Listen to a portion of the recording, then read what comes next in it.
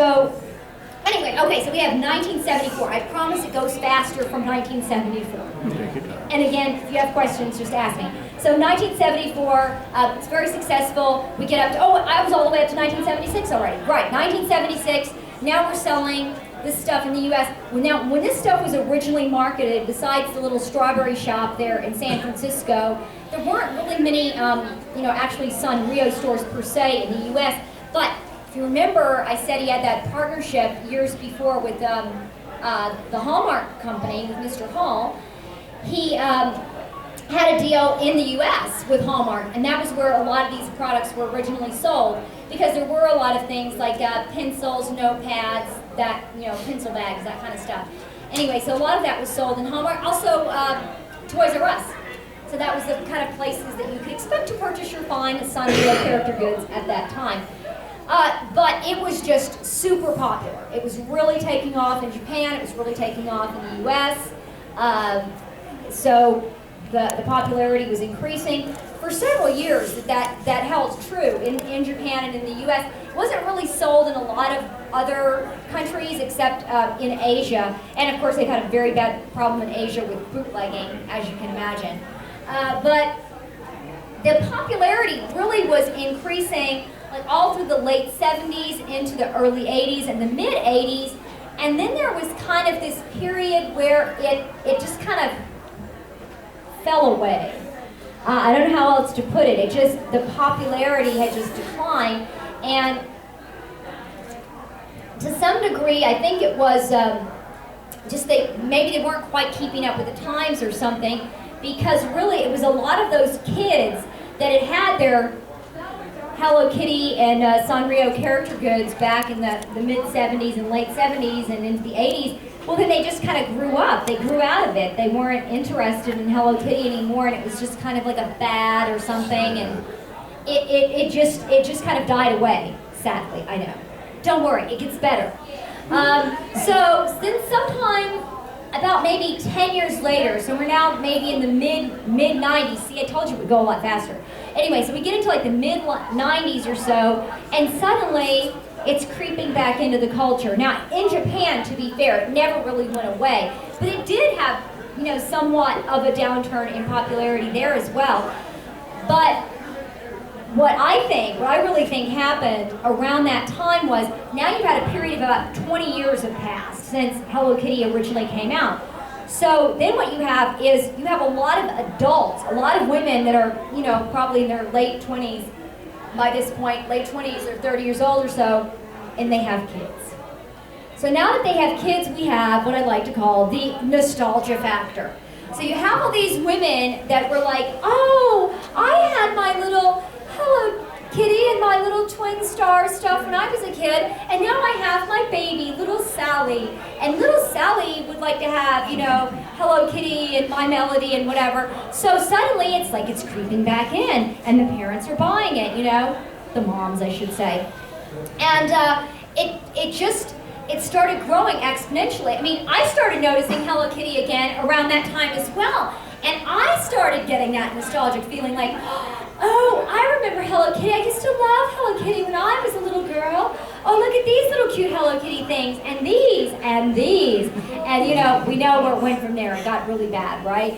I like to say, if you have that aunt, that crazy aunt, or your grandmother, it could be your mom, maybe it's you and you know who you are, and your house is, or their house is filled with, like roosters or frogs or ducks or angels. I mean, you know who that person is, right? It's your neighbor, it's your weird aunt, or whoever it is, that person, you know that person. Well, I'm kind of like that person, except that for me it's Hello Kitty.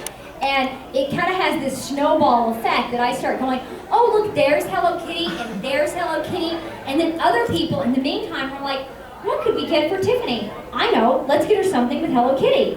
So everybody's buying me Hello Kitty, I'm buying Hello Kitty, and there's just a whole snowball effect, and now I'm a hopeless Hello Kitty addict. So it's just how it goes, really.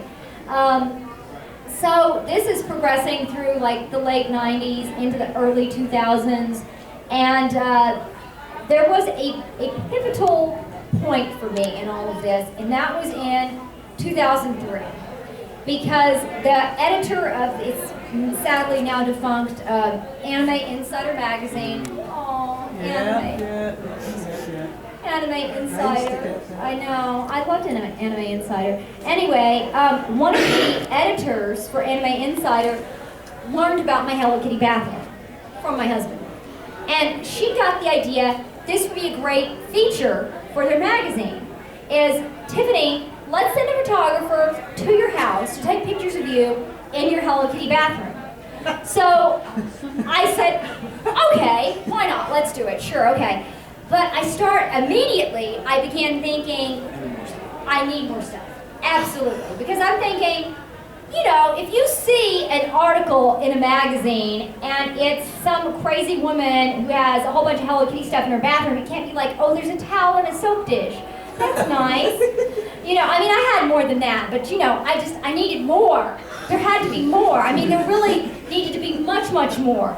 So I had to go on a quest, and like, who sells bathroom stuff with Hello Kitty on it? Okay, there's Bed Bath & Beyond, and there was Target, and there was the Sanrio store, and there was the interwebs.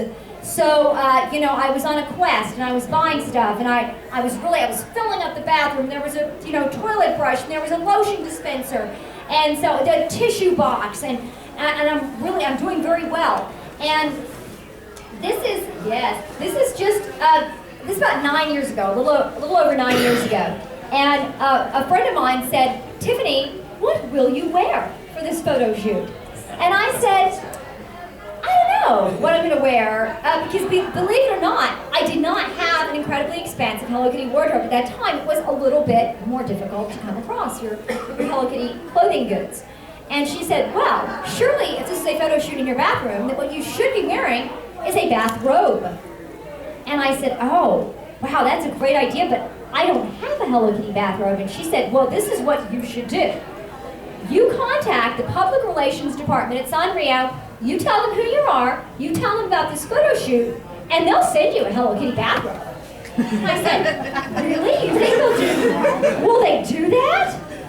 They did do that. They really did. That happened. I'm not kidding you. So, just in case you're incredibly worried about me, I now have several pairs of Hello Kitty pajamas and many, many Hello Kitty bathrobes. So, please rest easy tonight that I am no longer in short supply of those items. There are now many of them that exist in my home. So anyway, right, so October of 2003, this woman that I'd never met before came to photograph me in my bathroom. So you know if this has happened to you, right, that it's really weird. Like someone is coming to do a photo shoot of you in your bathroom. Yeah, it's kind of crazy. Anyway, so here we go. January, yes, I will let the lovely Christian display this for you. The article is called Hello Bathroom, How Hello Kitty Commandeered a Voice Actress's Bathroom. So here I am, and I would like to point out the Hello Kitty shirt that I'm wearing, I actually got at Epcot Center, and I love the fact that I have bought Hello Kitty at a Disneyland store. So yeah, and I'm wearing some fluffy Hello Kitty slippers there. But I did pretty good. Anyway, so that was January of 2004, and when we did the article for that, when we did the interview, the lady who was putting the piece together wanted to know how many Hello Kitty items I had in my bathroom. I really had no idea, because who counts something like that? Who knows? I guess that there were about 30, maybe 35, and she really wanted to know, so I tried to count them. And when I got over 50, I started getting confused and like, well, is a pair of earrings, is that one thing, or is that two things? If I have a set of lipsticks, does that count as one, or is it individually because they're in a case? I don't know. I didn't want to cheat. I didn't want to be dishonest, you know. Anyway, so I said, well, it's more than 50. And I can honestly tell you now, we have moved, and there is a new Hello Kitty bathroom. There's a new, bigger bathroom. Oh, I have not counted, because I would be really afraid to know the number. But if I guessed now, based on that count of 50, I would say 200. And I'm not counting individually things like I have sets of Hello Kitty press-on fingernails, but I'm counting that as one thing, because I want to be fair, really. You know, and things like sets of cosmetic brushes. I have a Hello Kitty eyelash curler, Hello Kitty toilet paper that may not be used. There's nail polish, nail files. Gosh, there's a lot of crazy stuff. What I have not managed to do, which would really be a coup, and I'm pretty sure that this did exist at some point, but Hello Kitty feminine hygiene. I think that would be a spectacular addition to my. Thank you, Christian. Google that right now for me.